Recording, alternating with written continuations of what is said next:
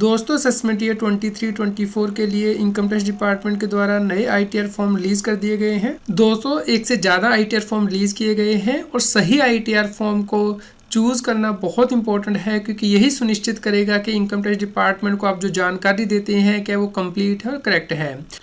तो दोस्तों ITR form में आप अपनी इनकम की रिपोर्टिंग करते हैं और अपनी टैक्स लायबिलिटी को रिपोर्ट करते हैं जो कि आपने लास्ट ईयर में फाइनेंशियल ईयर में अर्न की है। दोस्तों यदि आप गलत आईटीआर फॉर्म भरते हैं तो उस केस में गलत कैलकुलेशन होती है, जिससे कि आपका टैक्स तो ज़्यादा चला जा सकता है या फिर कम जा सकता है। इसके अलावा आपको इनकम टैक्स डिपार्टमेंट से पेनल्टी और इंटरेस्ट के नोटिस आ सकते हैं। इस प्रकार सही आईटीआर फॉर्म को चूज़ करना बहुत इंपॉर्टेंट है, ताकि आप इनकम टैक्स लॉ की नॉन कॉम्प्लायंस की वजह से किसी लीगल कॉम्प्लिकेशन में ना फंस जाएं। तो दोस्तों CS Satbir Singh YouTube channel आपको पूरी जानकारी देगा कि आपको ये आईटीआर फॉर्म कैसे चूज़ करने हैं और किस व्यक्ति के लिए कौन से आईटीआर फॉर्म एप्लीकेबल है। तो यदि अभी तक आपने CS Satbir Singh channel subscribe नहीं किया है तो जल्दी से सब्सक्राइब कर लीजिए, नोटिफिकेशन बेल भी प्रेस कर दीजिए ताकि आपको इनकम टैक्स के रेगुलर अपडेट्स मिलते रहें। तो दोस्तों आपको सही आईटीआर फॉर्म सेलेक्ट करना है, क्योंकि इससे ना आपका सिर्फ टाइम, एनर्जी और एफर्ट बचता है, बल्कि इनकम टैक्स की लेट फीस, इंटरेस्ट और पेनल्टी से भी आप बचते हैं यदि आप सही फॉर्म में रिटर्न फाइल करते हैं। तो दोस्तों आईटीआर 1 फॉर्म यानी कि जिसे हम सहज भी कहते हैं, ये उन इंडिविजुअल को फाइल करना है जो कि इंडिया के रेजिडेंट है, नॉट ऑर्डिनरी रेजिडेंट, और जिनकी के टोटल इनकम 50 लाख रुपए तक है। इस प्रकार यदि कोई व्यक्ति नॉट ऑर्डिनरी रेजिडेंट है या फिर नॉन रेजिडेंट है तो आईटीआर 1 फॉर्म को फाइल नहीं कर सकता है। इसके अलावा आपकी जो इनकम के सोर्सेज हैं उससे भी आईटीआर के फॉर्म में इफेक्ट आएगा, यानी कि यदि आपकी सैलरी इनकम ही है, सिर्फ एक ही हाउस प्रॉपर्टी है या फिर अदर सोर्सेज जैसे कि बैंक के एफडीआर इंटरेस्ट या सेविंग बैंक से इंटरेस्ट इनकम है और एग्रीकल्चर इनकम सिर्फ 5,000 रुपये तक ही है, तो ही आप आईटीआर 1 फाइल कर सकते हैं। लेकिन दोस्तों मान लीजिए आपकी बिजनेस इनकम है या फिर आपके कैपिटल गेन हुए हैं या एक से ज़्यादा हाउस प्रॉपर्टी है, तो उस केस में आप आईटीआर 1 फॉर्म को यूज़ नहीं कर सकते हैं। इसके अलावा यदि कोई व्यक्ति डायरेक्टर है किसी कंपनी में या फिर उसने अनलिस्टेड इक्विटी शेयर्स में इन्वेस्ट किया है या फिर जिसका के टीडीएस कटा है क्योंकि उसने बैंक से कैश विड्रॉल किया है, सेक्शन 94 के अंतर्गत टीडीएस कटा जाता है, या फिर उसने एम्प्लॉय स्टॉक ऑप्शन स्कीम के अंतर्गत जो इनकम टैक्स और डेफर किया है, तो आईटीआर 1 फॉर्म फाइल नहीं कर सकता। दोस्तों अब समझ लेते हैं कि आईटीआर 2 फॉर्म किसे फाइल करना है। यदि कोई व्यक्ति इंडिविजुअल है या फिर हिंदू अनडिवाइडेड फैमिली है जिसकी के बिजनेस एंड प्रोफेशन से कोई इनकम नहीं है, वो आईटीआर 2 फॉर्म फाइल कर सकता है। इस प्रकार दोस्तों मान लीजिए कोई व्यक्ति इंडिविजुअल है, उसकी कैपिटल गेन से भी इनकम है या फिर उसकी अदर सोर्सेज से भी इनकम है, लेकिन बिजनेस एंड प्रोफेशन से इनकम नहीं है, तो वो आईटीआर 2 फॉर्म फाइल करेगा। जैसे कि एक से ज़्यादा हाउस प्रॉपर्टी से रेंटल इनकम है तो ये फॉर्म फाइल कर सकता है। लेकिन यदि कोई व्यक्ति बिजनेस कर रहा है या फिर कोई कंपनी है या कोई पार्टनरशिप फर्म है, वो आईटीआर 2 फॉर्म को फाइल नहीं कर सकते हैं। दोस्तों यदि कोई व्यक्ति इंडिविजुअल है या हिंदू अनडिवाइडेड फैमिली है और उसकी बिजनेस एंड प्रोफेशन से भी इनकम है, तो उस केस में वो आईटीआर 3 फॉर्म फाइल कर सकता है। इस प्रकार दोस्तों मान लीजिए किसी व्यक्ति की सैलरी से भी इनकम है, एक से ज़्यादा हाउस प्रॉपर्टी से भी इनकम है, कैपिटल गेन से भी इनकम है, बिजनेस एंड प्रोफेशन से भी या फिर अदर सोर्सेज से, तो उस केस में वो आईटीआर 3 में अपनी आईटीआर फाइल करेगा। दोस्तों जो छोटे व्यापारी या फिर प्रोफेशनल है उनके लिए स्पेशल फॉर्म आता है इनकम टैक्स रिटर्न फाइल करने के लिए, जिसे कि हम आईटीआर 4 कहते हैं, यानी कि सुगम कहते हैं। ये फॉर्म फाइल किया जा सकता है उन इंडिविजुअल एचईएफ या फिर फर्म्स के द्वारा जो कि लिमिटेड लायबिलिटी पार्टनरशिप फर्म नहीं है और जो कि रेजिडेंट हो इंडिया की और उनकी जो टोटल इनकम 50 लाख तक होनी चाहिए, या फिर जिनकी के इनकम बिजनेस एंड प्रोफेशन के अंतर्गत कैलकुलेट की जाती है सेक्शन 44AD, 44ADA या फिर 44AE, यानी कि प्रिजम्पटिव बेसिस पे आप अपनी इनकम टैक्स के लिए ऑफर करते हैं।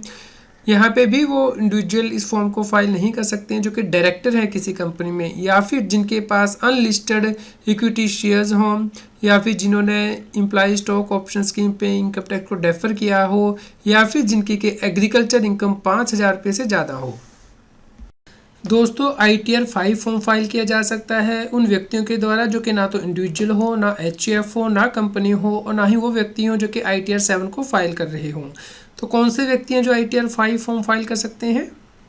दोस्तों आईटीआर 5 फॉर्म फाइल किया जा सकता है पार्टनरशिप फर्म के द्वारा, लिमिटेड लायबिलिटी पार्टनरशिप फर्म के द्वारा, एसोसिएशन ऑफ पर्संस के द्वारा यानी कि एओपीज,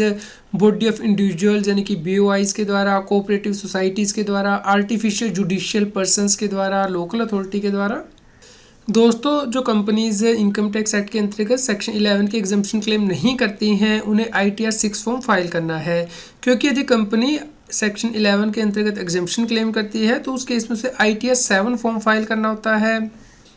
इसके अलावा दोस्तों जो कंपनीज इनकम टैक्स एक्ट के अंतर्गत सेक्शन 139(4)A के अंतर्गत रिटर्न फाइल करती हैं उन्हें रिटर्न फॉर्म फाइल करना है ITR 6, या फिर जो सेक्शन 92E के अंतर्गत रिपोर्ट फाइल करती हैं कंपनीज उन्हें ITR 6 फॉर्म फाइल करना है। दोस्तों जब इनकम टैक्स की रिटर्न आप फाइल कर देते हैं तो उसके बाद आपको उसे वेरीफाई भी करना होता है। तो यदि आपने इनकम टैक्स की रिटर्न को वेरीफाई नहीं किया है तो उस केस में जो एक्नॉलेजमेंट जनरेट होगी उसका फॉर्मेट आप अपनी स्क्रीन पे देख सकते हैं कि यदि आप ITR को वेरीफाई नहीं करेंगे तो यहाँ सिर्फ आपका नाम, pan number, phone number, file किस सेक्शन के अंदर की गई है और ई फाइलिंग एक्नॉलेजमेंट नंबर ही आएगा और आपको इसे साइन करके बेंगलोर भेजना होता है।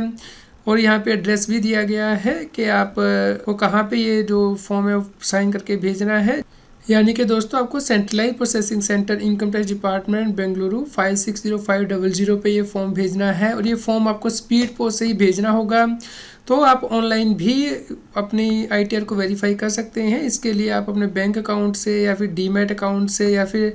बैंक के जो ATM है वह उसके थ्रू आप EVC जनरेट कर सकते हैं और रिटर्न को वेरीफाई कर सकते हैं। तो दोस्तों जब ये ITR की रिसीट इनकम टैक्स डिपार्टमेंट को मिल जाएगी तो उसके बाद आपके रजिस्टर्ड ईमेल ID पे आपको कंफर्मेशन भेजी जाएगी। तो जब आपकी ये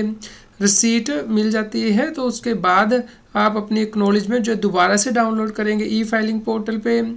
दोस्तों यदि आपकी ये जो रिसीट है वो इनकम टैक्स डिपार्टमेंट को स्पेसिफाइड टाइम के बाद मिलेगी तो उस केस में माना जाएगा कि जिस दिन ये रिसीव हुई है उसी दिन आपने इनकम टैक्स की रिटर्न फाइल की है। इस प्रकार आपको ये साइन करके टाइमली भेजनी है इनकम टैक्स डिपार्टमेंट को यदि आप अपने ITR को ऑनलाइन वेरीफाई नहीं कर रहे हैं, ताकि आपको जो लेट फाइलिंग फीस है वो ना पे करनी पड़े इनकम टैक्स डिपार्टमेंट को। दोस्तों यदि आप अपनी ITR को ऑनलाइन वेरीफाई कर देंगे फाइल करने के बाद या फिर जो एक्नॉलेजमेंट है वो साइन करके बेंगलोर भेज देते हैं तो उसके बाद आप ये फाइनल एक्नॉलेजमेंट डाउनलोड कर सकते हैं इनकम टैक्स की वेबसाइट से, जिसमें कि आपके जो पूरे समरी होगी जैसे कि टोटल इनकम कितनी थी, book profit, net tax payable, interest and fees payable, total tax, tax paid, tax payable, extra. तो इस प्रकार के आपको समरी जनरेट होगी फाइनल एक्नॉलेजमेंट की और यहाँ पे नीचे लिखा भी होगा do not send this acknowledgement to CPC Bangalore.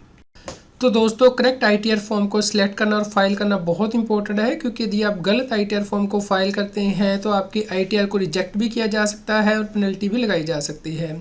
इसके अलावा यदि आप सही ITR को फाइल करेंगे तो ही आप जो इनकम टैक्स एक्ट के अंतर्गत सही डिडक्शंस हैं या फिर एग्जम्पशंस हैं वो क्लेम कर सकते हैं। तो दोस्तों हम आने वाली वीडियोस में डिस्कस करेंगे कि आपको सही ITR फॉर्म कैसे फाइल करना है। तो यदि अभी तक आपने CS Satbir Singh channel subscribe नहीं किया है तो जल्दी से सब्सक्राइब कर लीजिए ताकि आपको इनकम टैक्स के रेगुलर अपडेट्स मिलते रहें। उम्मीद करते हैं आपके लिए यह न्यूज़ यूज़फुल रही होगी। कृपया लाइक करें और शेयर करें ताकि सभी लोगों तक ये जानकारी पहुंच पाए और वो इनकम टैक्स की कॉम्प्लायंस कर पाएँ। रेगुलर GST और टैक्स अपडेट के लिए इस चैनल को सब्सक्राइब करें।